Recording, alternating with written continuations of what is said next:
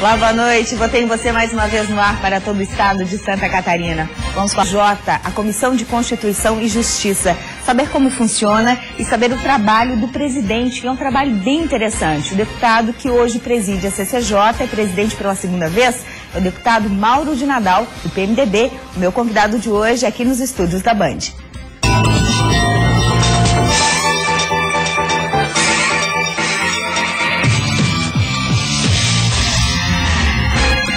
O deputado Mauro de Nadal está no seu segundo mandato, mas já foi prefeito de Cunhaporã por 2 mandatos, né? No mandato anterior, como deputado estadual, ele foi presidente já da CCJ e neste ano de 2015 ele novamente será presidente da CCJ, já é o presidente da CCJ.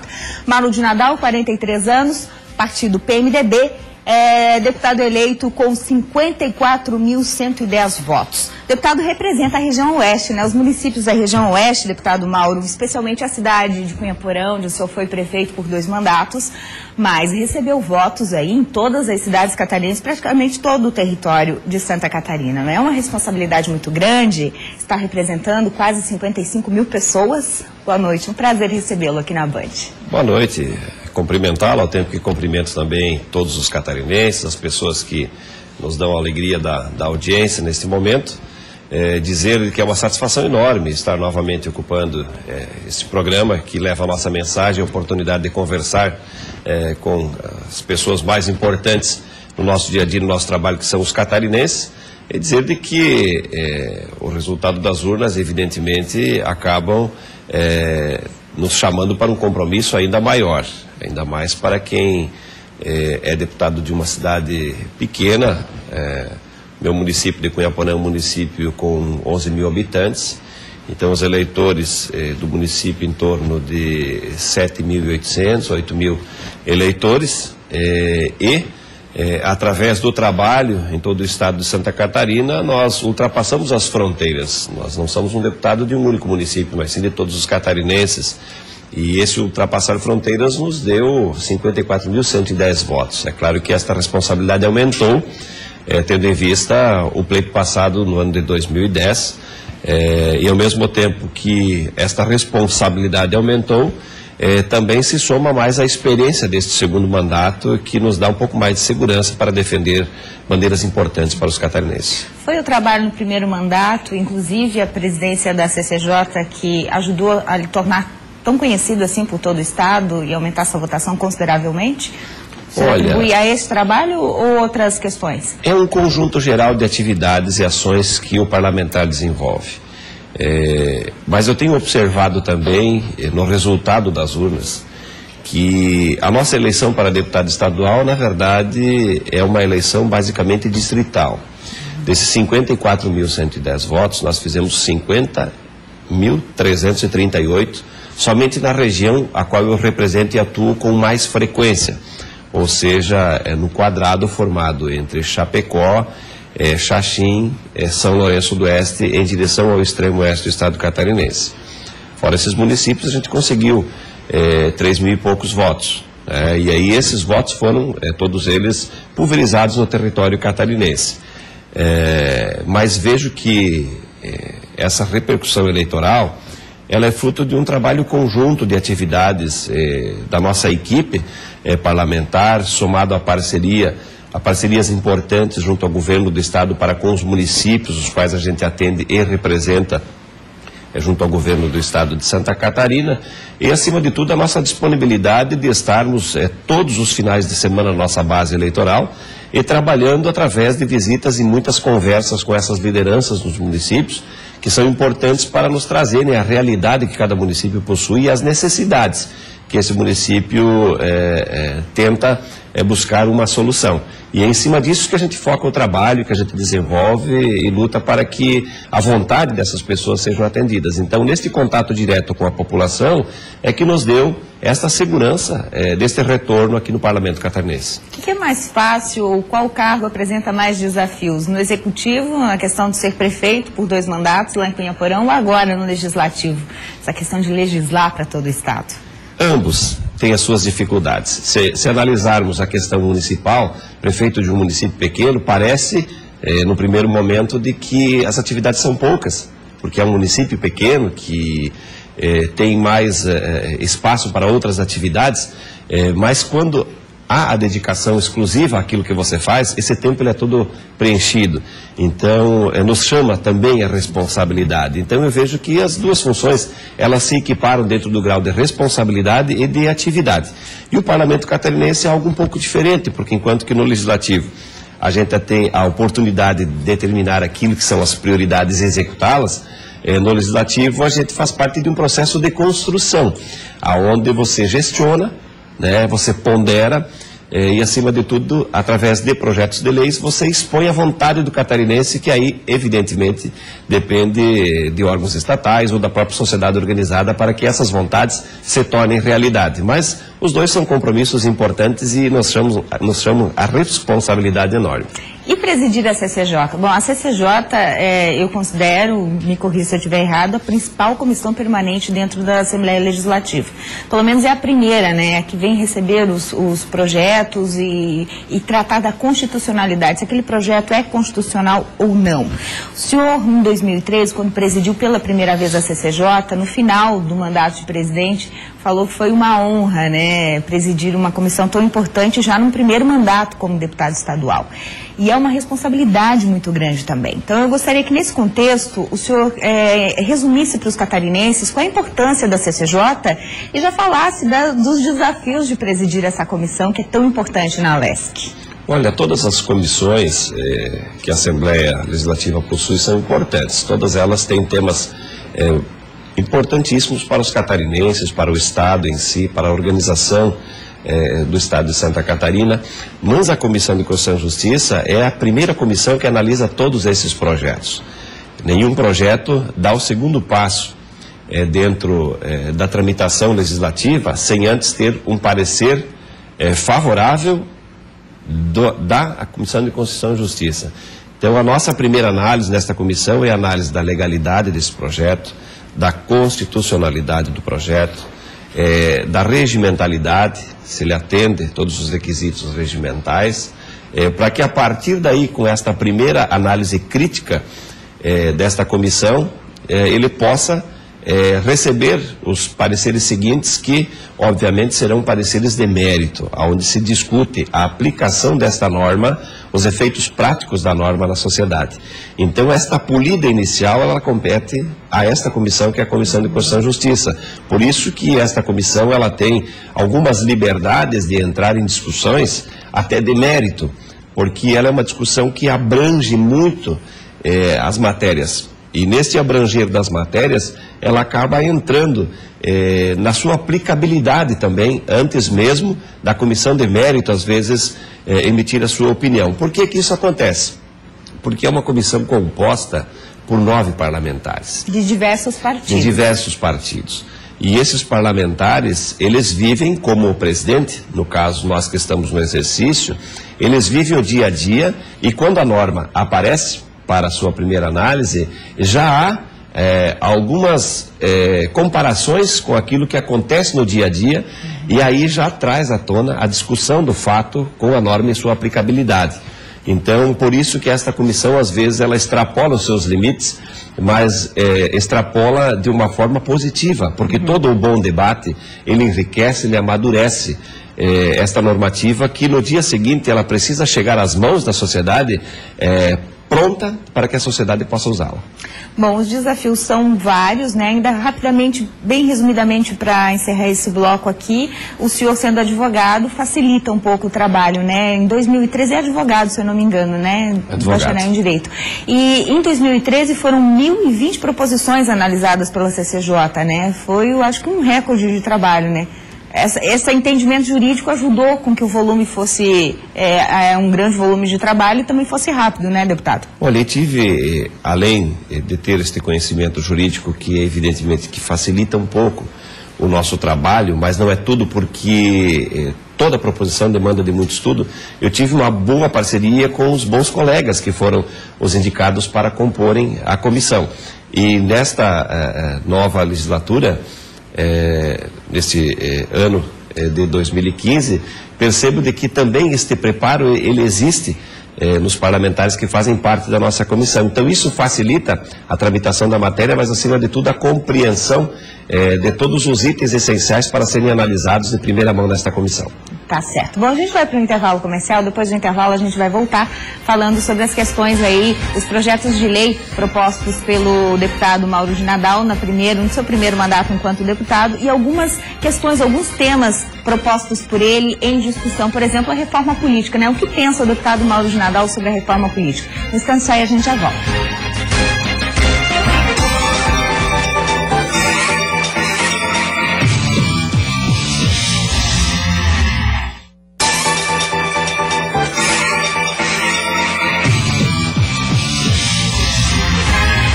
Deputado Mauro de Nadal, presidente da CCJ, deputado em seu segundo mandato pelo PMDB, é o meu entrevistado de hoje aqui no Votei em Você, nos estúdios da Band. E agora a gente vai conhecer um pouquinho do trabalho do deputado lá no seu primeiro mandato, em 2014, quando ele propôs esse projeto de lei aqui que foi pioneiro no Brasil. O projeto de lei número 277.6, que trata da destinação correta de animais mortos nas propriedades rurais de Santa Catarina. Como eu já falei, deputado, é um projeto pioneiro no Brasil, e o senhor, como já foi prefeito no interior do estado, tem família no interior do estado, conhece, né, as necessidades do produtor rural, propôs esse projeto. Ele já chegou a tramitar nas comissões, ele foi aprovado. Como é que está a situação desse projeto e o que ele traz de benefício para o catarinense? Olha, esse é um projeto que é fruto de estudos de vários anos. Nós tivemos em uma missão que acabou tendo a oportunidade de ver na prática como países de primeiro mundo se comportam com problemas desta natureza.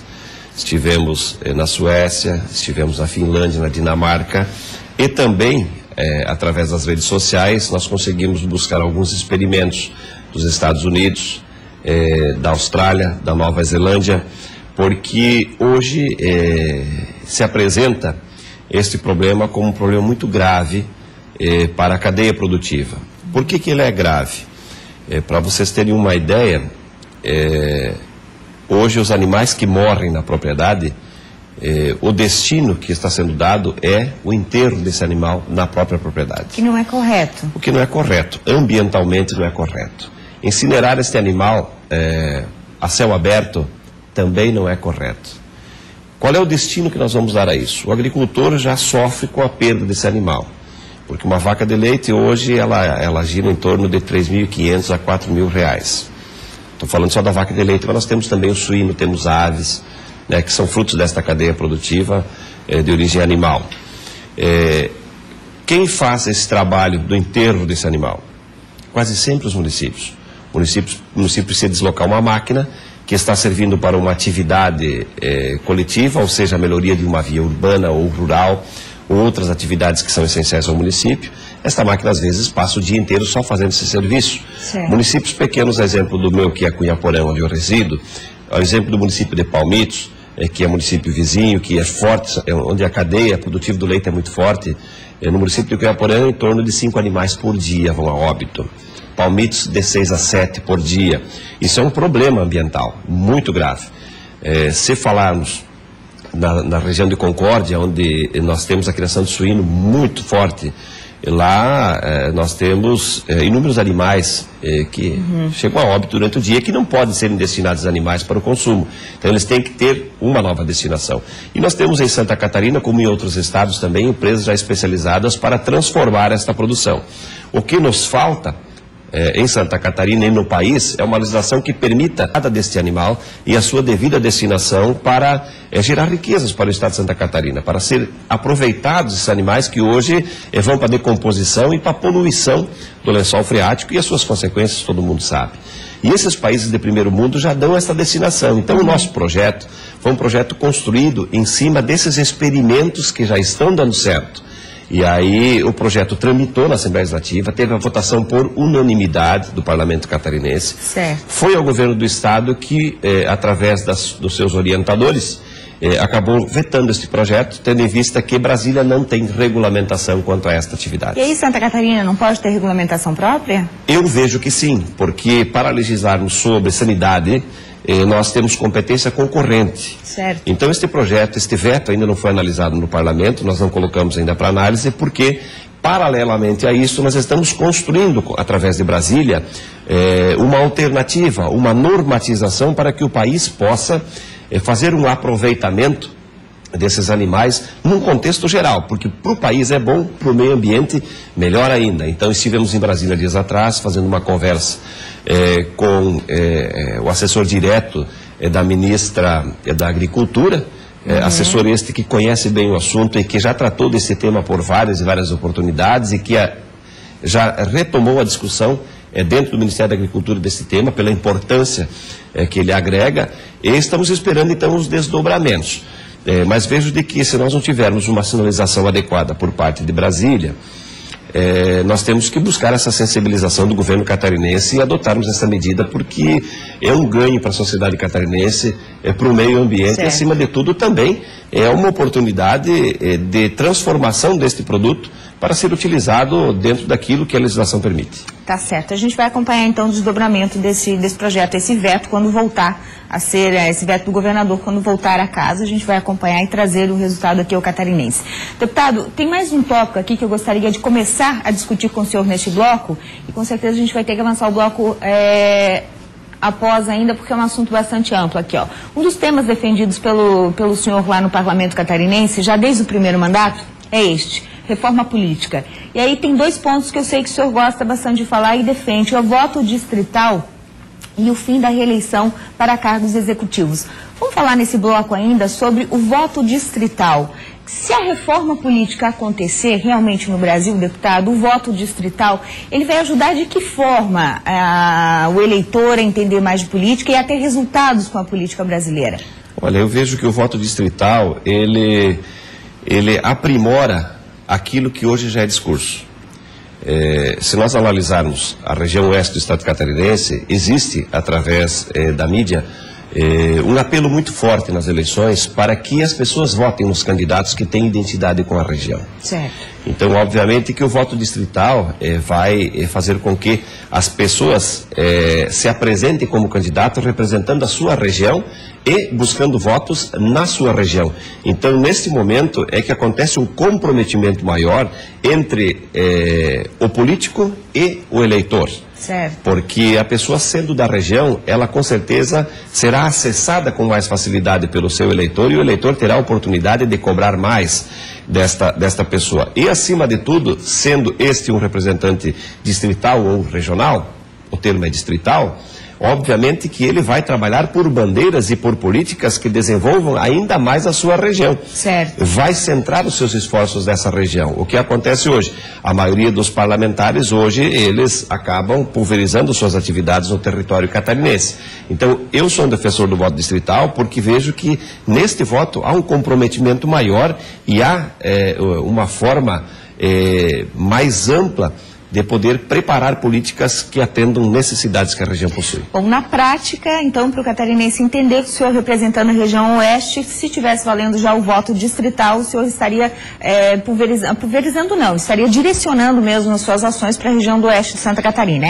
Não necessariamente que o trabalho será um trabalho específico só para a região, mas há um comprometimento maior do parlamentar com a sua região. Certo. Mas as políticas, elas precisam, políticas de Estado, precisam todas elas serem tratadas em todo o território catarinense. Isso não quer dizer de que esse deputado só vai legislar para a sua região. Não, vamos legislar para todos os catarinenses. É um compromisso com o Estado de Santa Catarina. Só com um olhar mais especial para a sua região. Mas este comprometimento, ele se fortalece mais porque acaba pegando o voto e residindo no próprio local do voto. Tá certo. A gente vai para o intervalo comercial. Depois do intervalo, a gente vai falar sobre o fim da reeleição, que é um outro pensamento do deputado Mauro de Nadal aí na reforma política, que pode funcionar bem interessantemente aqui no Brasil e em Santa Catarina, é lógico, por consequência. Um instante só, a gente já volta.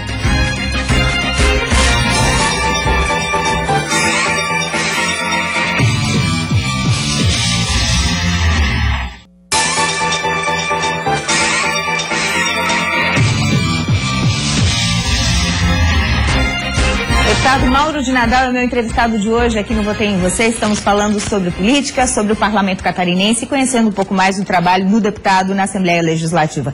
Deputado, eu deixei pendente para encerrarmos a questão, o tema reforma política nesse bloco agora, a sua opinião sobre o fim da reeleição para cargos executivos.